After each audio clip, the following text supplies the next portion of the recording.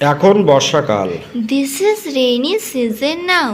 Good morning to all. আশা করি প্রত্যেকে ভালো আছেন। অন্যান্য দিনের মতো আজও বেশ কয়েকটি সেন্টেন্স নিয়ে আলোচনা করব। আশা করি এগুলো আপনাদের হেল্পফুল হবে। চলুন তাহলে ভিডিওটি শুরু করা যাক। আমার ঘুম ঘুম পাচ্ছে।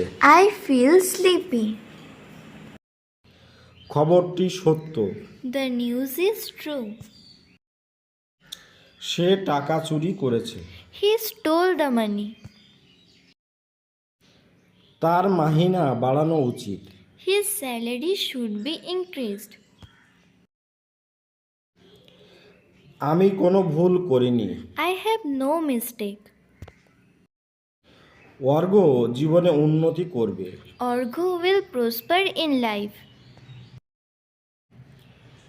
আমি আসা না পর্যন্ত তুমি এখানে অপেক্ষা করবে। Wait here till I come. খবর শোনা মাত্র আমি বেরিয়ে পড়লাম। As soon as I heard the news, I departed.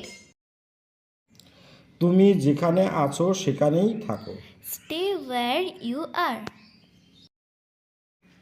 সে অবশ্যই সাধ্যমতো করবে। He may try best. তামা ভীষণ উপকারী। Copper is very useful. তখন ভোর ছিল। It was done. ফল ঘোষণা করা হবে। Result will be announced. সে ভীষণ ক্লান্ত ছিল। He was exhausted. সে বিশ্রাম করেনি। He could not take rest. Biryani আমার প্রথম পছন্দ।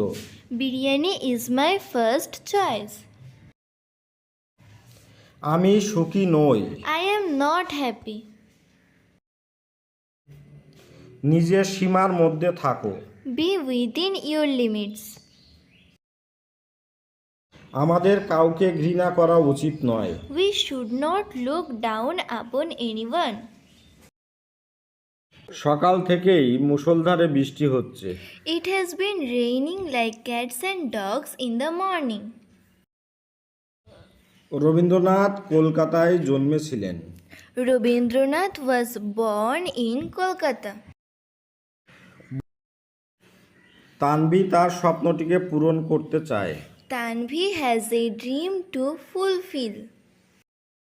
খারাপ অভ্যাস ত্যাগ করার চেষ্টা করো। Try to avoid bad habits.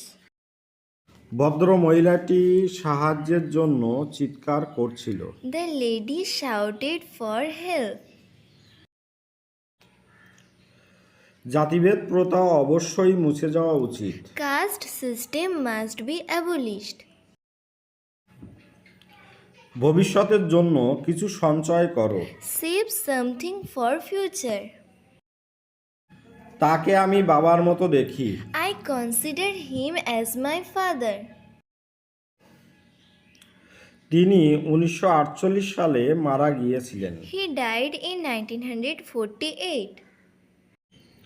তাহলে ভিডিওটি এখানেই শেষ করছি। আশা করি এগুলো একটু হলেও আপনাদের জন্য হেল্পফুল হবে এবং একটা পরামর্শ দিতে চাই যে দেখুন, ইংরেজি আজ হচ্ছে খুবই গুরুত্বপূর্ণ একটা ভাষা আমাদের জন্য। অফিস আদালত সব জায়গাতেই ইংরেজি লাগে। তাই আপনাদেরকে একটা পরামর্শ দেবো যে আপনারা অবশ্যই নিজেরা শিখুন এবং বাড়ির বাচ্চাদের শেখান। অবশ্যই করে দেখবেন ওরা অনেকটা ইংরেজিতে স্ট্রং হয়ে উঠবে এবং ইন ফিউচারে ওদের স্কুল বলুন, কলেজ বা অফিস আদালতে বলুন, ওদের কোনো রকম প্রবলেম হবে না। ঠিক আছে, ভালো থাকবেন সবাই।